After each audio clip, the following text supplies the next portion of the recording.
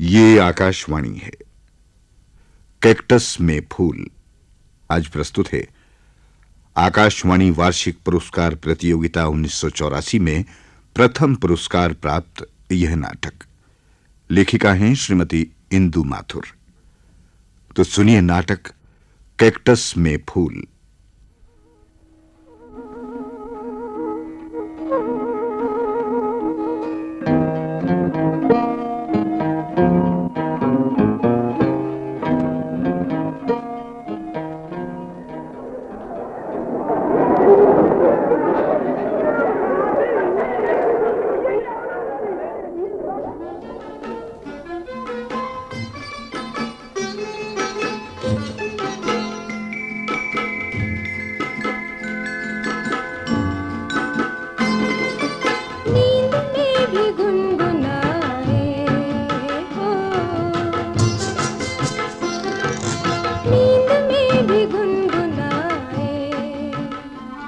कोई जरूरी थोड़ी है, शैतान है तो इंटेलिजेंट नहीं होगा। जानती है कितना शैतान है संजू।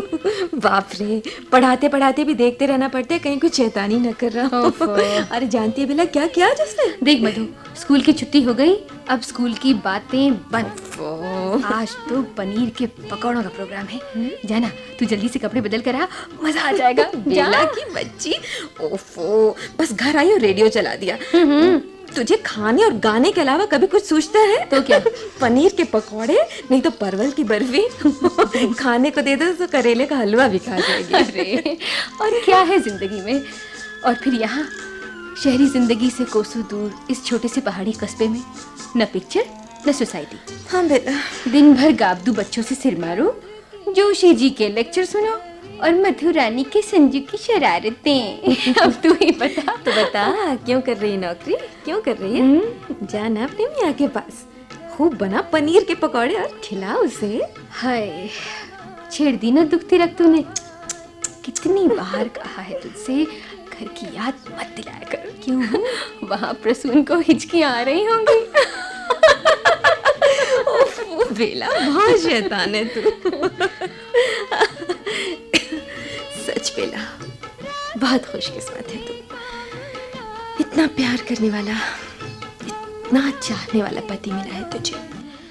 मैं होती ना तेरी जगह तो जानती क्या करती? क्या करती? जितनी तनख्वाह होती मेरे पति की, बस उतने में गुजारा करती। ये 700-800 रुपए के पीछे पत्थरों से सर न टकराती फिरती। अरे जा जा, तुझे क्या पता। 1 महीने के विरह के बाद जब 2-3 दिन के लिए रामपुर जाती हूँ ना, तो बदबूदार गली का कमरा किसी शानदार होटल का एयर कंडीशन सूट बन जाता है। कमरे की सीलन और अंधेरी ठंडक इतनी खुशनुमा लगती है। बस समझ गई। अरे जा, तू क्या खाक समझ गई? क्यों? किनारे बैठी तू क्या जाने डूबने में कितना मजा है मधु, कितना मजा है। अच्छा देख, सच सच बता, तेरे दिल में नहीं आता कि तू भी शादी वादी करके चैन से बैठती? बेला, तेरी चाय ठंडी हो रही है। हाँ, चाय तो फिर गर्म हो सकती है, लेकिन जिंदगी एक बार ठंडी हो जाए ना। शक्ल सूरत तो बड़ी अच्छी है तेरी, फिर तूने शादी क्यों की?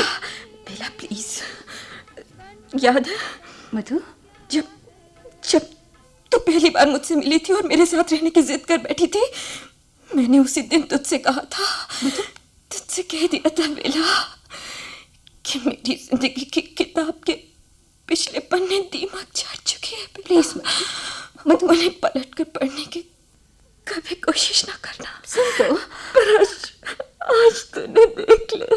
देख देख देख मधु, प्लीज प्लीज मधु, मेरा मतलब ये नहीं था कि तेरा दिल दुखे। हाँ please, I am sorry, I am really sorry. बस बस मधु प्लीज। बेला,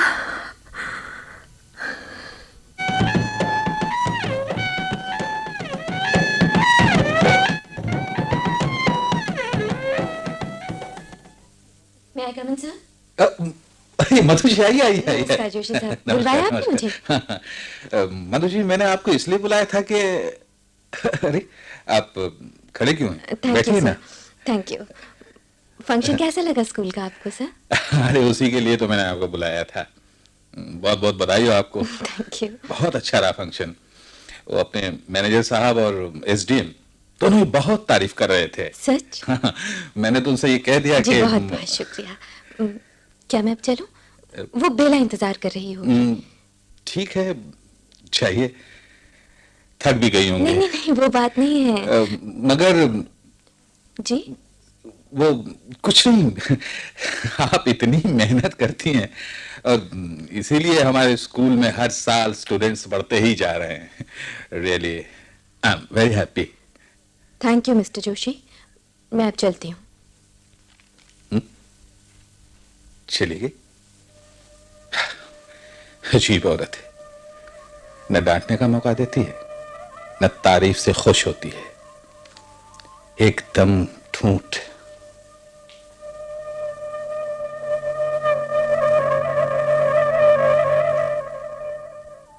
हाँ जी।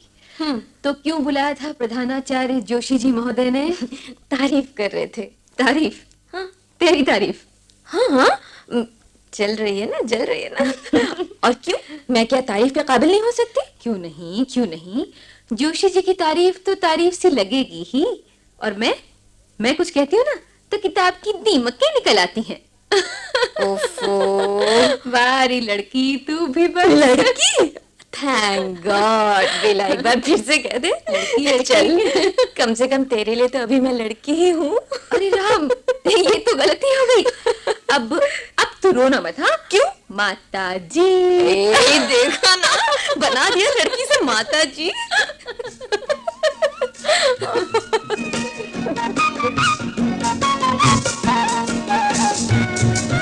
किसने बांसुरी बजाई,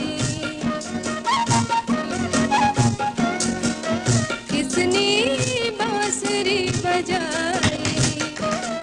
कौन? आ रही हूँ, आ रही हूँ।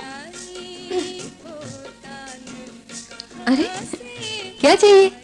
मधु मिस यही रहती है ना? मिस नमस्ते। हाँ रहती तो है, मगर आप हैं कौन? हम संजू हैं। मधु मिस स्कूल नहीं आई, हमारा मन नहीं लगा पढ़ने में। अच्छा, तो आप पता लगाते लगाते यहाँ आ पहुँचे। बड़ा प्यार करते हैं आप मधु मिस को। हमको वो बहुत अच्छी लगती हैं। अच्छा? स्कूल का चौकीदार कह रहा था तबीयत खराब हो गई उनकी। हाँ, बुखार आ गया था तुम्हारी मधु मिस को। मधु, ओ मधु, देख तो कौन आया है। नमस्ते मिस। बुखार क्यों आ गया आपको? ओ संजू। जरूर आप धूप में खेलने गई होंगी। नहीं नहीं बेटे, मैं अब धूप में नहीं खेलती हूँ। तो फिर ठंडे पानी से देर तक नहाती रही होंगी। हाँ बेटे, ठंडे पानी से नहाए तो जरूर थे, कल शाम को थक गए थे ना हम। अच्छा ये बताओ, अपनी माँ से पूछ के तो आया ना? माँ ने ही तो भेजा है, रामू भी आया है साथ में। आपने कड़वी वाली गोली खाई? बाप रे बाप, ये लड़का है या तेरा गार्जियन? ले, मैं तो ये पूछना भी भूल गई कि कोई दवा ली है या नहीं तूने। देख ले बेला, कितने अपने हैं मेरे यहाँ। अब हम बहुत ठीक है संजू बेटे। अच्छा, अब आप घर जाइए वरना अंधेरा हो जाएगा। अंधेरे से मैं नहीं डरता हूँ। मिस, आप ये गोली खा लीजिए, कड़वी है मगर डरिएगा नहीं। 2 घूंट पानी पहले पी लीजिए, फिर गोली खाकर और पानी पी लीजिएगा। अरे वाह रे डॉक्टर साहब, दवा साथ लेकर आए हैं। देखो तो कहाँ से लाए हैं? सड़क पर जो दवा की दुकान है ना, वहाँ से। देखा मधु, रामबाण है, चल खा ले। Thank you Sanju, thank you. अच्छा बेटा, मैं जरूर खाऊंगी आपकी दवा। अब आप जाइए। हाँ, और देखना कल स्कूल भी जरूर आऊंगी मैं। ओके? अच्छा miss, good night miss. Good night. Good night Sanju. अरे मधु, गुड नाइट। मधु, क्या हुआ तुझे? हाँ, कुछ नहीं बेला, आज माँ की याद आ गई मुझे। वो भी ऐसे ही बहला फुसला कर बहुत प्यार से मुझे दवा खिलाती थी। एक वही तो थी जिन्हें मेरा इतना ख्याल था। माँ।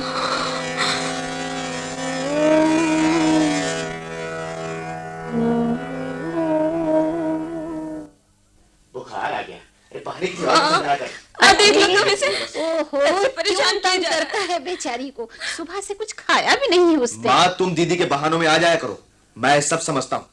कल लड़के वाले आ रहे हैं ना, आज इनको बुखार आना ही है। रवि, वो तेरी बड़ी बहन है कम्बख्त, जो जी में आता है बकता जाता है। मैं ठीक कह रहा हूँ माँ।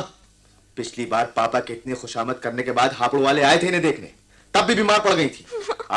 आखिर इनकी तबीयत तभी खराब होती है जब इनकी शादी की बात कहीं चलती है। मुझे तो लगता है ये जानबूझ कर। अब तू चुप होगा भी या नहीं? जा वर्मा जी के यहाँ से एक सोफा ले आ जा करके, पता नहीं कौन कौन और आ रहे हैं साथ में। चुप आ जा बेटा, चुप आ जा। ये तो बचपन का लड़ाका है। ले ये दवा खा ले, पहले 1-2 घूंट पानी पी ले, फिर निकल ले।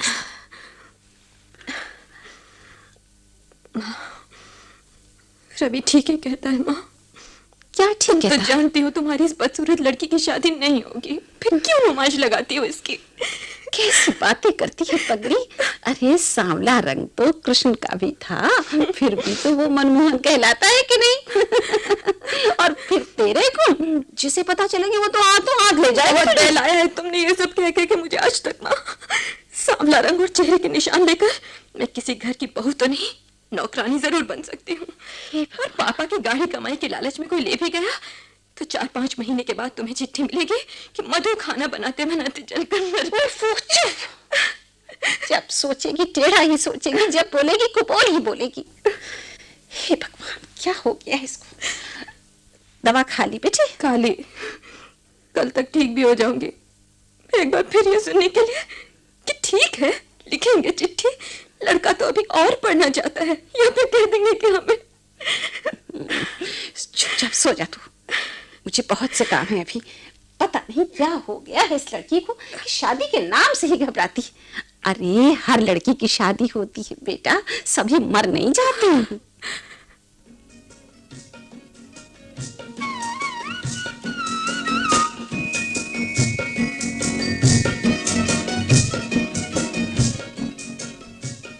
माँ, देख लो आके सब ठीक है ना? ये सोफे, centre table, TV, decoration pieces, ठीक है बेटा, ठीक है। और ये कैक्टस कुछ जम नहीं रहा माँ, है ना माँ? मुझे तो मरा ये कभी अच्छा नहीं लगा, कांटे ही कांटे। अरे मकड़ी का जाला छुड़ाने में भी डर लगता है, कहीं कांटा ना चुभ जाए। इसे हटा ही दे माँ। क्यों, बाहर रख दूं गमला? रवि, गमला बाहर नहीं रखा जाएगा, बस चल रख दे उसे वहीं। क्या बिगाड़ रहा है बेचारा छोटा सा गमला तुम लोगों का। ये तुम्हें इसलिए अच्छा नहीं लगता ना कि मैं इसे लेके घर में आई हूँ? अरे रख दे रवि, गमला कोने में रख दे। तू तैयार हो जा बेटी, तेरे पापा और वो लोग आते ही होंगे। जा जा, वो क्रीम कलर की जो सिल्क की साड़ी है ना, उसे पहन ले। जा, जाने इसकी तकदीर का कांटा कब निकलेगा, हे भगवान।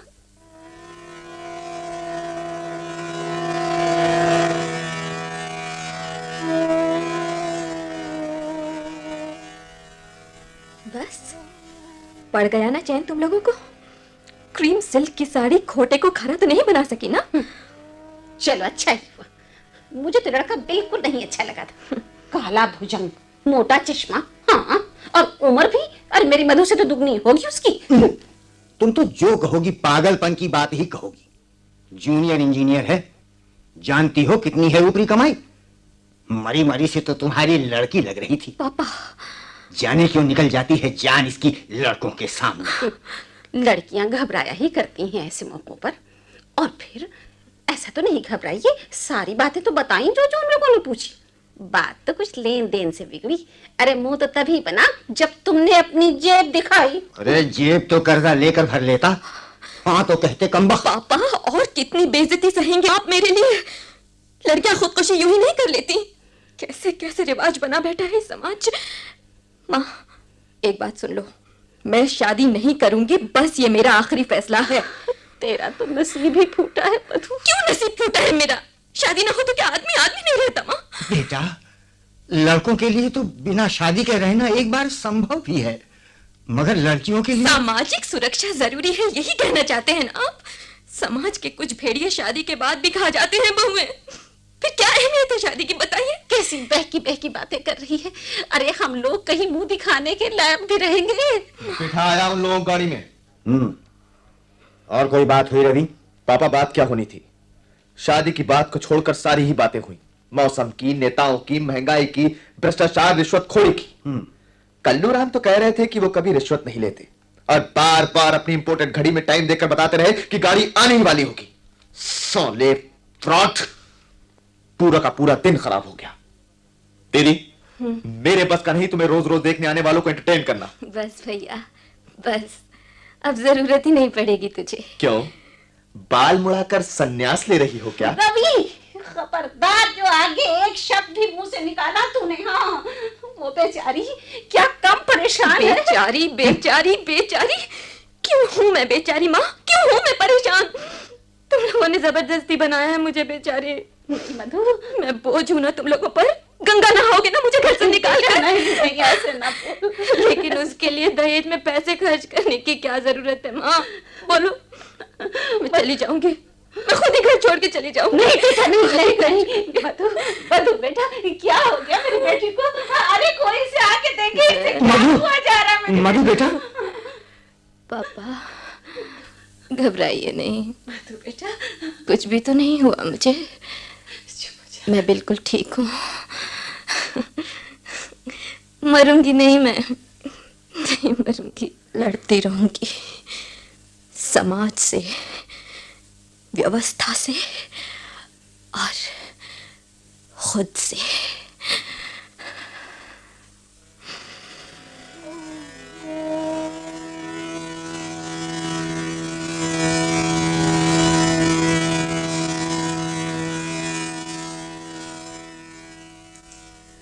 और उसके बाद एक छोटे से स्कूल में नौकरी कर ली मैंने। छूटी हुई पढ़ाई जैसे फिर शुरू की। हाँ, तो संन्यास ले ही लिया तूने। रवि ने ठीक ही कहा। नहीं बेला, संन्यास नहीं लिया, संन्यास ले नहीं पाई। मधु बेटा, बिना साथी के पहाड़ सा जीवन नहीं कट पाएगा। पापा, ये लड़का शंभू प्रसाद खाने कमाने भर का कमा ही लेता है। साइकिल स्टैंड का ठेका है सिनेमा पर, और भी कुछ धंधे हैं।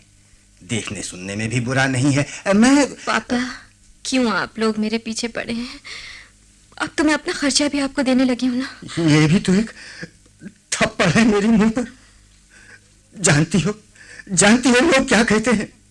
कहते हैं राजीव लोचन लड़की की शादी जानबूझ कर नहीं कर रहा है। तो कुछ कहना ही है ना पापा। जो नियम कानून बना दिए इन लोगों ने, बस उसी में बंधे रहो, वरना तो। हाँ बेटी, तेरे तोड़ने से ये नियम नहीं टूट पाएंगे।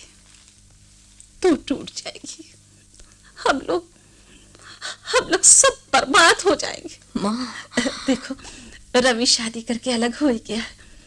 मैं सोचती हूँ हम लोगों के बाद क्या होगा तेरा। हाँ कर दे बेटी। माँ, हाँ कर दे बेटी। ठीक है माँ, जो कुछ तुम लोगों के जी में आए करो।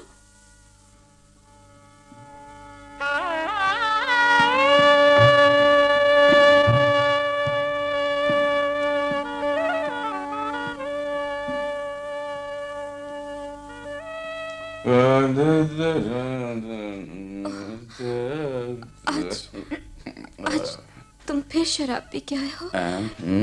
इतनी देर क्यों कर दिया आने में? अरे मधु, बक बक बंद कर। क्या? हाँ, देख ना, ये सिनेमा 12:30 1 बजे खत्म होता है, समझी? और वो जो है ना साइकिल स्टैंड, उसको बंद करते करते थोड़ी देर तो हो ही जाती है। मैं घर में अकेली रहती हूँ, मेरा तो ख्याल किया करो। अरे चुप, क्यों मुझ पर तो हुक्म चलाती है साली? हैं? हाँ? थोड़ी देर नहीं हुई है, 2:30 बजे है रात के। मुझे सुबह स्कूल भी तो जाना होता है। अरे चुप, मास्टरनी की बच्ची रुआब मारती है मुझ पर। साली, तेरे 4 पैसों का साली काट के रख दूंगा। 2 महीने हो गए हैं तुझे इस घर में आए, सीख जा यहाँ की बातें, नहीं तो क्या करो? नहीं तो हाथ पांव तोड़ के रख दूंगा साली। खामोश खामोश, आवाज निकली तो गला दबा के रख दूंगा। चुप, जा लाइट बुझा दे, जा। आजा इधर, आजा। अब मास्टरनी को अपने बैग में भर दे। और अब तू औरत बन जा, औरत।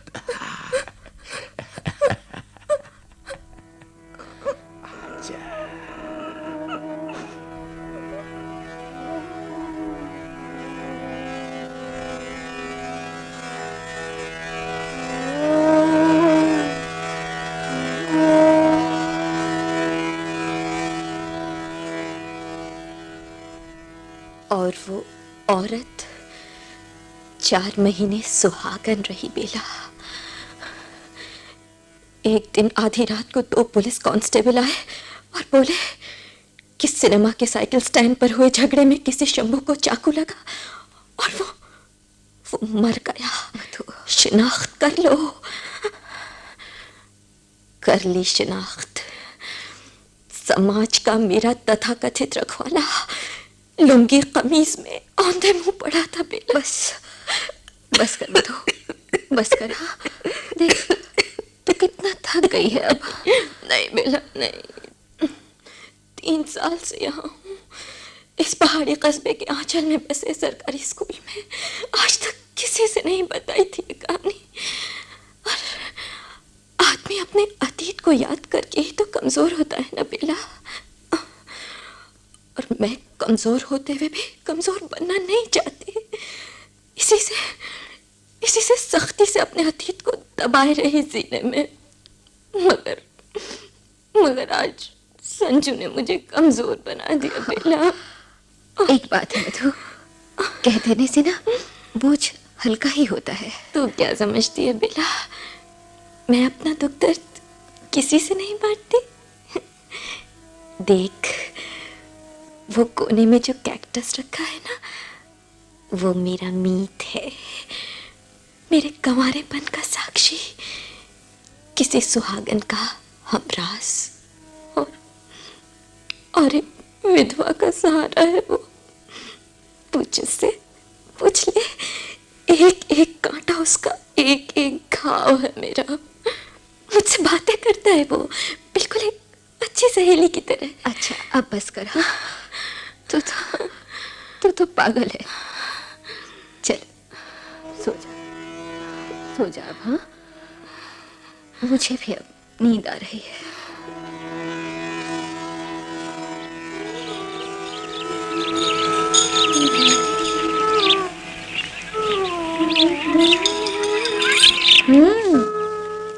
जाग गई आप? 2 बार कमरे में आकर देख गई हूँ। कैसी तबीयत है अब तेरी? हाँ ठीक, ये ले चाय रख देना। कितना ख्याल रखती है तू बेला। अब जा ना, स्कूल को देर हो जाएगी नहीं तो। हाँ जाती हूँ। और सुन, आज स्कूल नहीं आऊंगी मैं। हाँ, जोशी जी से कह देना। कह दूंगी। अरे सुन, खिड़की खोल दे प्लीज, थोड़ी ताजी हवा है। अभी नहीं, बिल्कुल बाहर ठंडक है काफी। तो ऐसा करना, थोड़ी देर बाद खोलना, धूप निकल आएगी तब तक कुछ। हाँ, और मैं जा रही हूँ। हाँ अच्छा दवा खा लेना। खा लूंगी। बेला, मेरी अच्छी बेला। कौन कहेगा कि ये मेरी सगी नहीं। माँ पापा तुम लोग यहाँ होते ना तो देखते कि मैं कितनी पूर्ण हूँ यहाँ। सारा अधूरापन खत्म हो गया है मेरा।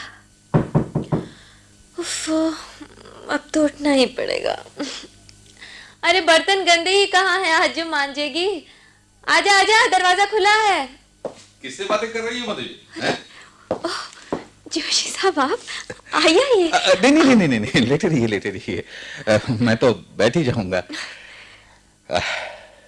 मैं स्कूल जा रहा था तो सोचा आपको देखता चलूं। ओह। कैसी तबीयत है आपकी? बिल्कुल ठीक हूँ सर, बस थोड़ी सी कमजोरी है, ठीक हो जाएगी। आज इसीलिए स्कूल नहीं जा पाई। बेला से कहलवा दिया था मैंने। ठीक है ठीक है ठीक है ठीक है, आराम करिए। चाय पियेंगे? नहीं नहीं नहीं बिल्कुल नहीं, चाय पीने थोड़ा ही आया हूँ मैं तो। अच्छा मधु जी, एक बात पूछूं, बुरा तो नहीं मानेंगी? पूछिए। हालांकि बड़ा व्यक्तिगत प्रश्न है जी। फिर भी मन नहीं मानता इसलिए पूछ रहा हूं।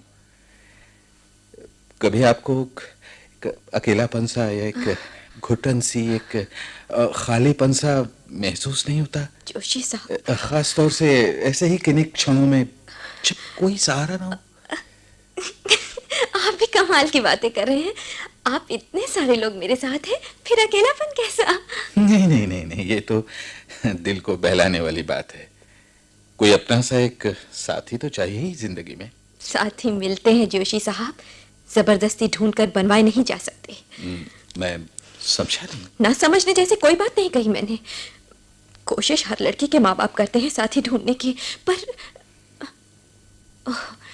खैर। अच्छा, अगर इस मोड़ पर कोई मिले और कोई कहे कि मैं साथ देना चाहता हूं, तो क्या तुम आप मानेंगी? भावुक मत बनिए जोशी साहब। हवा में उड़ने वाले पंखों को जला चुकी हूं मैं बहुत पहले। आपको तो अब तक प्रेयर में पहुंच जाना चाहिए था। मधु, आज तुम्हारे स्कूल का प्रिंसिपल नहीं, एक विधुर खड़ा हुआ है तुम्हारे सामने। पत्नी को मरे हुए 4 साल हो गए। तो बच्चे हैं छोटे छोटे। सोचा था कि बच्चों की खातिर अपनी इस अधूरी सी जिंदगी से समझौता कर लूंगा। जोशी साहब, दूसरी शादी नहीं करूंगा। मगर तुम्हें देखा, तुम्हारे बारे में जाना, तो कई बार मन में आया कि खैर, कोई जबरदस्ती तो साथी बन नहीं सकता है ना। मैं जा रहा हूं जोशी साहब। लेकिन एक बार मन के उस कोमल हिस्से में जमी हुई धूल को हटाकर देखना, तो शायद तुम्हारे जवाब का इंतजार रहेगा। मधु, चलता हूं।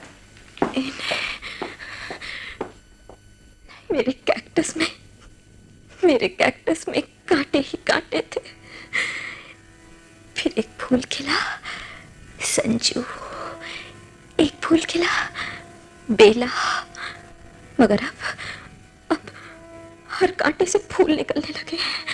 नहीं, कांटे तो मेरा जीवन है, और ये इतने सारे फूल मुझे मार डालेंगे। नहीं, मैं मरूंगी नहीं। मैं मरना नहीं चाहती। मैं नहीं मरूंगी। आज ही छोड़ दूंगी ये कस्बा।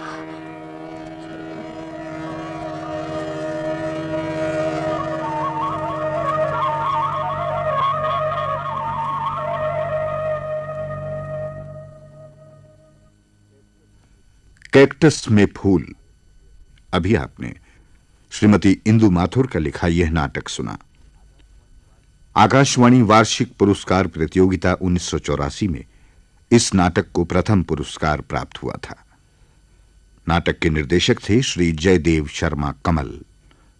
प्रस्तुतिकरण सहायिका श्रीमती चंद्रप्रभा भटनागर और तकनीकी सहायक श्री हेमंत मल्होत्रा। नाटक में भाग लेने वाले कलाकार थे सर्वश्री बिमल बनर्जी, सहला यास्मीन, अशोक कुमार घोष, मुकेश कपूर, तारकनाथ सरकार, मिली कार्की, कुमकुम धर और शोभना जगदीश। ये नाटक आकाशवाणी के लखनऊ केंद्र पर तैयार किया गया था।